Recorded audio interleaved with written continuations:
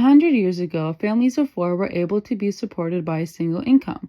With inflation, increases in the cost of living, and ineffective wage adjustments, many households are now relying on multiple incomes. I am Leandra Zora, and today I am joined by my associate, Norma and Nizam, to discuss the rising costs of living in Canada. Agenda.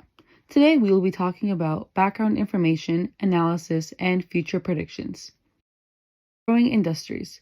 When taking a look at which industries have the largest salary increases in the terms of wages, we are met with the finance and insurance, real estate and rental and leasing, and information and culture industries in the leading spots, growing at rates of 38.68%, 37.38%, and 35.67% respectively. The Canadian inflation rate has an average of increase of 1.78% of each year over the past decade, totaling around 20% in 2020. The results in workers employed in industries with large percentage increases in their salaries gaining more buying power.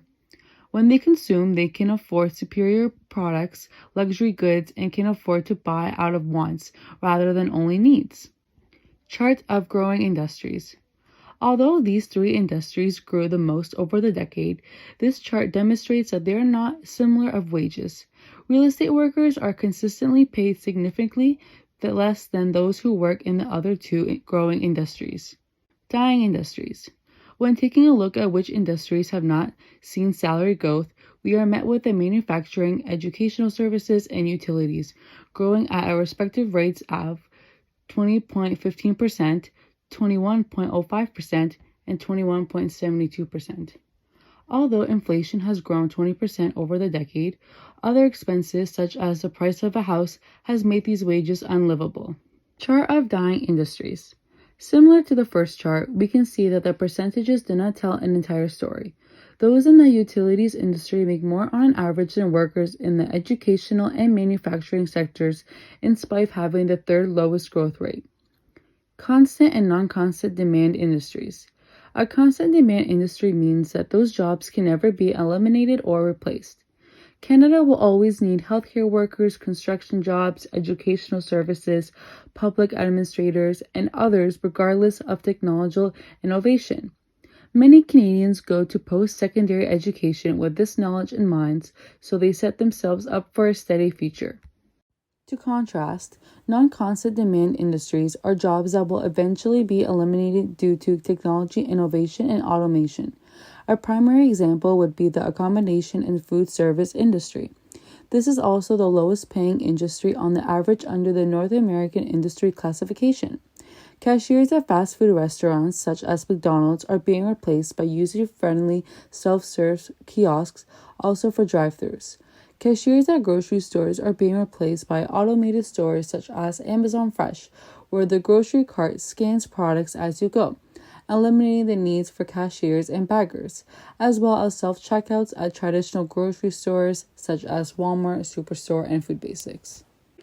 The cost of living can be defined as the amount of money a person needs to spend to cover basic expenses to maintain a certain standard of living.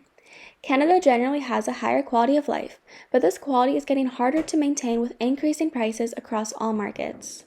Canada is one of the most expensive countries in the world, ranking at 26th according to WO. Popular Canadian cities such as Vancouver and Toronto are significantly more expensive compared to more affordable cities, such as those in the Maritime provinces. Because of the increasing prices, provincial governments are in turn increasing minimum wages. To illustrate, Ontario's minimum wage recently went up from $14.35 to $15 as of January 1st, 2022.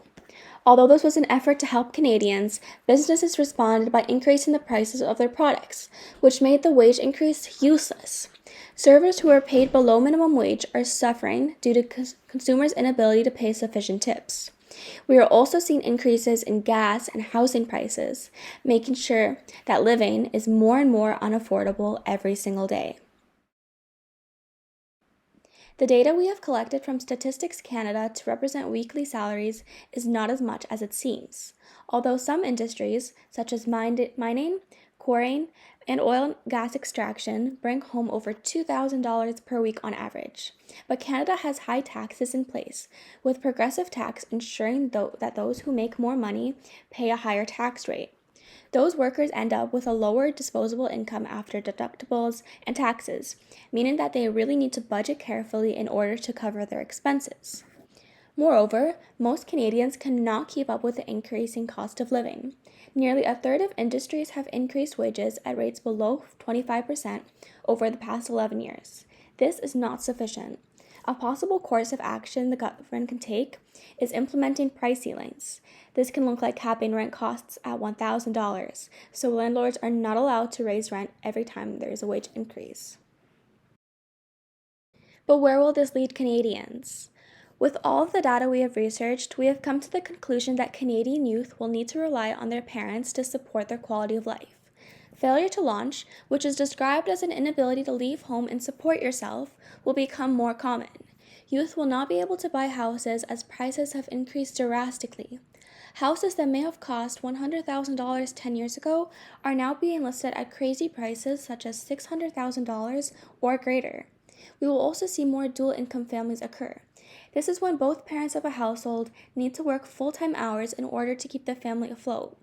100 years ago, a sole breadwinner was sufficient to keep a family of four afloat on a 40-week work week, but that is a distant past, and I'm not sure if we will ever see that again.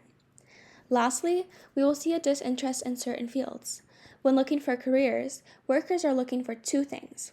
One, something that really pays well and will compensate for inflation and increasing prices. And secondly, jobs that will always exist regardless of technological innovation. These can be things such as accountants, healthcare workers, or just anyone in the construction industry. Here are our sources. Thank you for your time, and we hope you all learned about the dangers of the increasing cost of living.